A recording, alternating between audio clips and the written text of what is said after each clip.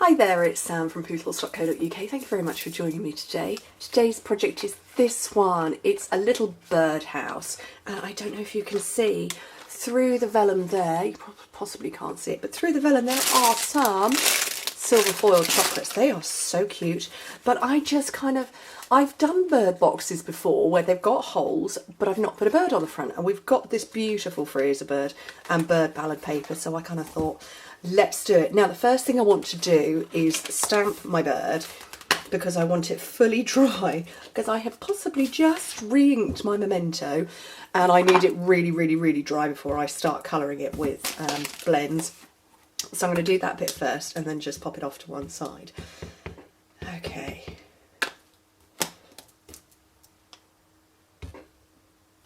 There we go. So that can dry over there for a second. And you know what? While I'm here, I've got my Stampin' Scrub and Stampin' Mist, because I might as well just clear everything up and tidy it. You know me, don't put it down, put it away.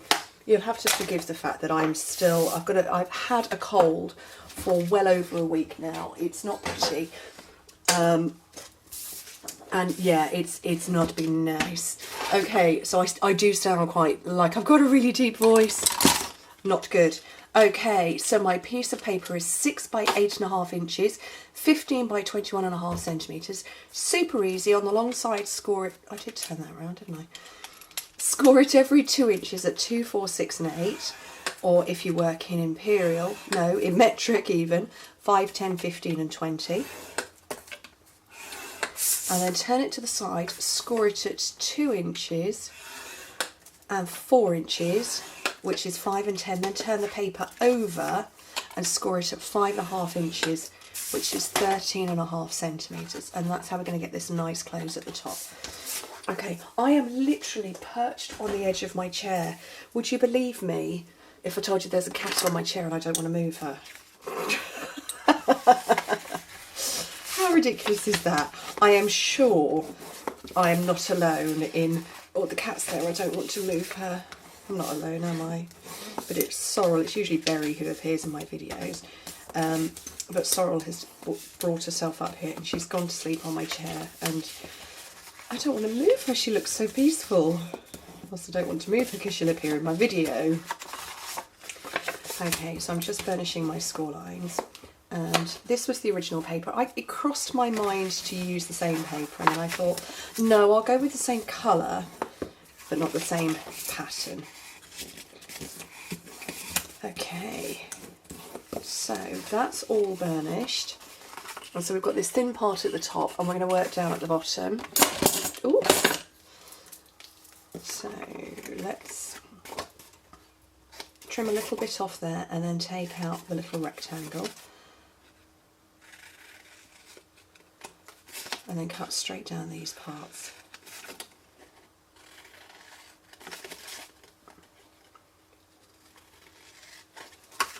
Okay, then I need to cut a template to cut my hole in, because the hole is going to go on the paper. So the first thing I want to do is cut my smaller hole. So what I've got is 1 3/8 and then 1 1/8 of an inch scallop circles. Can you see those? So I'm going to take the smaller one, and to create a template, determine where the back is going to be, which is there. So therefore this is the one where I want to punch round. So with my template, a little bit of adhesive on and pop it in the centre. Now there is no way of cutting this without actually cutting through another piece of paper. I don't want my circle to go all the way around. It's a bird box, it's not a see-through everything side. So all I'm going to do is I'm going to fold up the bottom, which I'm going to have to fold all of them up, go around, and as I said, it's my template, so I know where I'm punching. Okay, and yes, it has gone through. Now you have options when you come to fold it, but we'll get to that in a minute. Right. This circle I have already cut with my 1 1/8. I'm now going to go round the outside of that circle. Shall I do it on white paper? Because I think you'll see that white paper first. I think you'll see it easier. So what you do is you go round it. Yes, you can see it much easier. You have to cut the inner circle first to go round the outside edge. Otherwise you haven't got a clue where you're going. Okay, so you cut the inner bit first, not the outer. Because if you cut the outer first, you're kind of like, oh, I don't know where to go, and you've got nothing to hold on to. So, obviously I don't want white, I want black. And I can see this, but I don't know how well you could see it. But there's my circle. Okay, next thing, little bit of glue. Oh, this will be fun. So what I'm going to do is I'm going to take teeny tiny dabs of liquid glue. I'm not worried about it going all the way through. And using the circle that's there, I'm positioning that exactly round the edge. Because obviously I've cut a scallop in the middle, so therefore that fits perfectly round and you can't see through, not that you would see anyway. And there we go. Hello.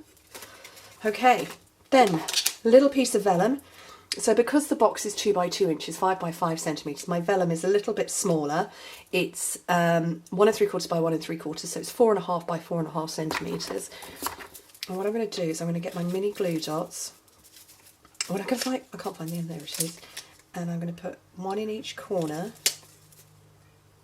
We're not going to see the corners anyway, but I go with the corner just so that there's no risk of the glue appearing in that little hole. And it's going to go in this section here.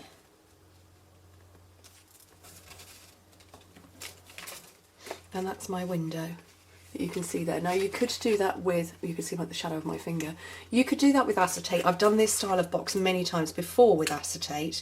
It's entirely up to you. Right, first thing I'm going to do is I'm going to run adhesive down here, and I'm not going to put tape on the bottom until I show you the 2 possible outcomes there could be as to how you close the box.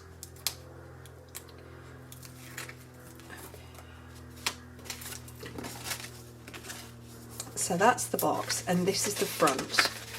Now normally you would hear me say fold in the sides and the back and then the front, but that would mean you've got a nice smooth finish there, but you've got a hole at the bottom.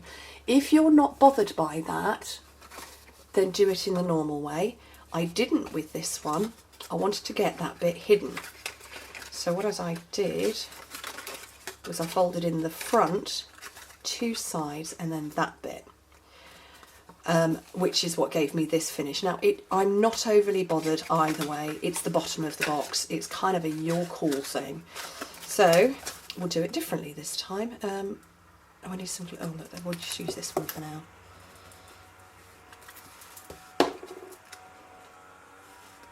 I said to my husband, I'm filming, can you be really, really quiet? He went, yeah, of course I will. He's currently outside in the garden strimming. Okay, so I've pushed at the sides, pushed that down, and because there is resistance there, it's not going any further. I kind of need to put my chocolates in.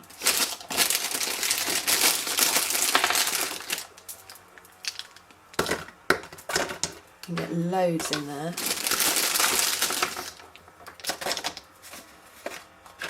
Oh, loads more room. There we go. And then I've got my crocodile, and I'm going to punch 2 holes in the outer corners. That's the wrong one.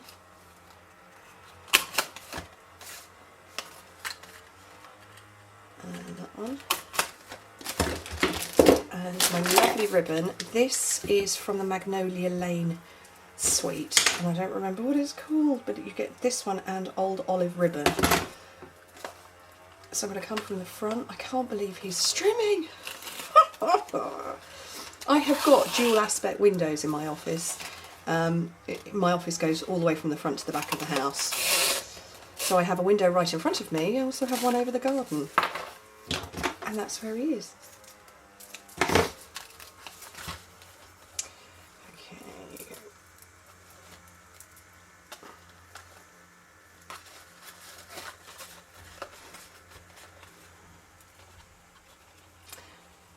have to confess I'm very excited right now. I am in the middle of planning a major team event for May next year.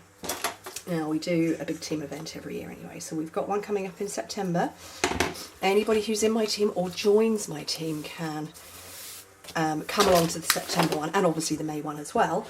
But I'm super excited because I'm just in the process of signing the contract with the rather incredible hotel that is putting on a grand celebration for us. I'm so excited.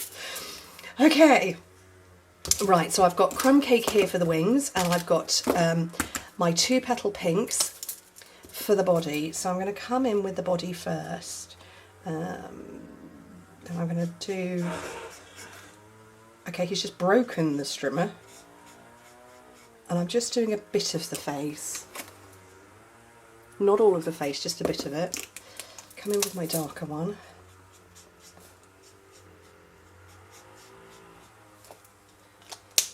And back again over with the light.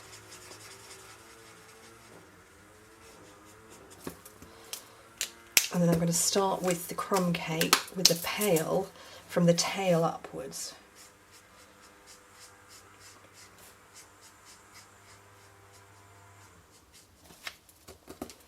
And the dark, on the darker bit, so the end of the tail, and then the wing, and the bit around the back of the head where there's shading. And again, come in with the light over the top. And then I'm going to come back in with a teeny tiny little dab of the dark of my petal pink. And over, oh, wrong end, over again. And then I've just realised I completely forgot to get the yellow out, so I'm just going to need a bit more definition on the tail. I love blends because it's just all about layers. And then a little bit of yellow for the beak. What colour have I pulled out here? Light so saffron, that'll work. And then, wish me luck, I'm fussy cutting now. So yes, big team events. So I always do numerous events for my team throughout the year. When we get together for on stage, I've just cut half his foot off, oops. We always do a full day event after on stage as well when we're doing a local one. And I do a big weekend crafting weekend for the team as well. And we choose hotels. We tend to go Midlands, sort of Birmingham area, or Northwest Manchester area. And the reason we do include Manchester is that I used to live in the Northwest, so I kind of always included there. But we always specifically choose airport hotels because they're easy for everybody to get to. So my team that are in Europe, if they want to fly over, they can fly. The team who are in the north of Scotland, or anywhere in Scotland, or anywhere that might want to fly, it's very easy. There's always really good rail links. There's always incredible parking, and always lots and lots of different options for hotel accommodation. So should somebody not want to stay in the hotel, we book, and we always tend to try and book 5-star, because you know that's kind of what I like. But we do tend to go for nice locations, and they accommodate us very, very well. I've completely cut all his feet off there, apart from that little bit. Oops. And so that's what we've got coming up in September. So we're at the Crown Plaza, Birmingham, for a 2-day weekend. And then we are in a secret at the moment till I've announced it to my team location. So I'm just going to get some smoky slate. No, that's great, yeah. Light grey granite, just to take out some of the white there. And it's a secret. I haven't at this point in time announced exactly the location to my team, although some of them know because I've been pitching the idea to them. You know, what are their thoughts? They love it. But it's going to be a big grand celebration with party and rewards and all sorts.